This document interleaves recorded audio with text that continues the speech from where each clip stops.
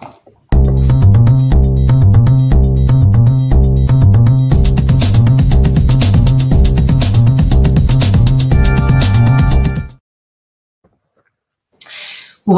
football lovers, to another episode of Calcio Chronicles. I'm your host, Sheida, and joining me is the insightful Massimo Caputi. Good evening, Massimo. How are you? Hi, Sheida. Nice to see you. Everything is okay, and I am ready for speaking with you about and around the Serie A. Okay, fantastic. So let's get started. First of all, with Napoli, especially because Napoli is going to play a very important Champions League match just tonight. They're hosting Barcelona, and what makes it even more special tonight is the fact that it's going to be at the debut of their another manager, this time Francesco, the third one, Francesco Calzona, which, he seems like a new name, but he's actually not, because he was the assistant manager under Sarri and Spalletti. So what's going on? Is the Laurentiis going nuts? What do you think about this situation? It's a great story and a great history, because probably all started in the last summer, after the goodbye of Spalletti to Napoli, and probably the choices of De Laurentiis were not good, and especially no easy, and probably for the rest of the season is important for Napoli to try to do the best, for the qualification in be more stable as well. Yeah, for the next. They're constantly changing. For the next season, but also for today, for the match against Barcelona. And I am honest. Is a surreal season for Napoli, because as the winner of the title, I don't believe another history like Napoli in this season. But it's important for Napoli to recover position, recover results, and also, if it's possible, the qualification for the Champions League against Barcelona. Is a hard work what is waiting for Calzona. A lot of people know him, but at the same time, the history, how you told, is important, because knows Napoli, the place of Napoli, and at the same time has been a good trainer for the national team of Slovakia. And so I hope for Napoli and for Calzona the best, but is difficult. I am curious to watch what's happened tonight against Barcelona. Yeah. It's a crazy debut, because of course, if he wins, it's going to be amazing, an amazing start against Barcelona.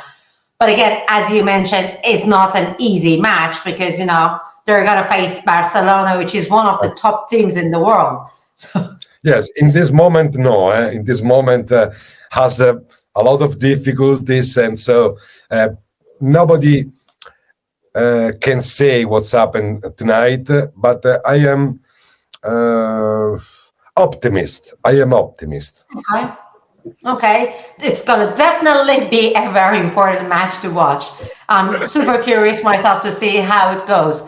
Okay, so let's get to another Champions League match, this time with Inter, because last night, we're just in the middle of all these crazy matches. Last night we had Inter Atletico Madrid, and what do you think about the performance of Inter against Atletico Madrid? But I don't remember. I don't remember a great match. I am honest, but Yeah. Inter deserved the result, the final result, the victory, Yeah. and I believe that in the next match in Madrid will be easier for Inter than yesterday. And so Oh, at the end, it's important to start in the match in Madrid with a victory. But Inter didn't play very well, especially in some players as Mkhitaryan, as Çalhanoğlu, and Barella played very, very well. Is one yeah. of the leader of this team, and so also for Inter, I am optimist for the qualification for the next round. Okay, fantastic. Now, how do you think that the injury of Thuram that happened last night would affect the performance of Inter, but in Serie A? Because of course they're still on top of the table, but one of their key players was injured last night. How do you think this is going to affect? No, it's an important injury, absence for Inter because Thuram played a great season, and probably nobody thought the season of Thuram immediately for the first year in Serie A. I am honest. Between Lautaro and Thuram, it's better Thuram than Lautaro about injury. But I am joking. But it's an important injury, and I hope for Inter that can Thuram return very fast. Okay, so we're going to find out if this is going to actually, affect their performance in Serie A. Now, talking about Serie A, the next team, which is, historically competing with Inter, is Juventus. They're still struggling, like 4 matches, 2 points, if I'm not wrong. Yes, 2 points. What's the situation in Juventus? 2 points in 4 games. But during the season is normal to have some period not so excellent, and in this case, my opinion is after the defeat against Inter, probably the team had an psychological problem, no tactics, no athletics, but especially the mentality, the focus of the team is not so good as before. But the struggle in the fight for the second place, we'll see Juventus and Milan, in this case, because they're very near. Yes, it's very near. Also, Milan missed and a good chance, for the second place because lost against Monza, but crazy match. Will be an interesting fight between Juventus and Milan for the second place. Okay. Now, talking about the fights, I would like to ask you about the fight for the 4th place in this case, because, between the second and third place is between Milan and Juventus. However, there is a big fight for the 4th place, and there are 2 decisive matches for the 26th match day, which is going to be between Milan-Atalanta and Fiorentina-Lazio. How do you think these are going to affect, and who do you think is the favorite one for the 4th place? I have to repeat myself. My favorite is Atalanta, and immediately after Bologna. Say this the table, the standings, but also the good period of form of both teams. Atalanta and Bologna.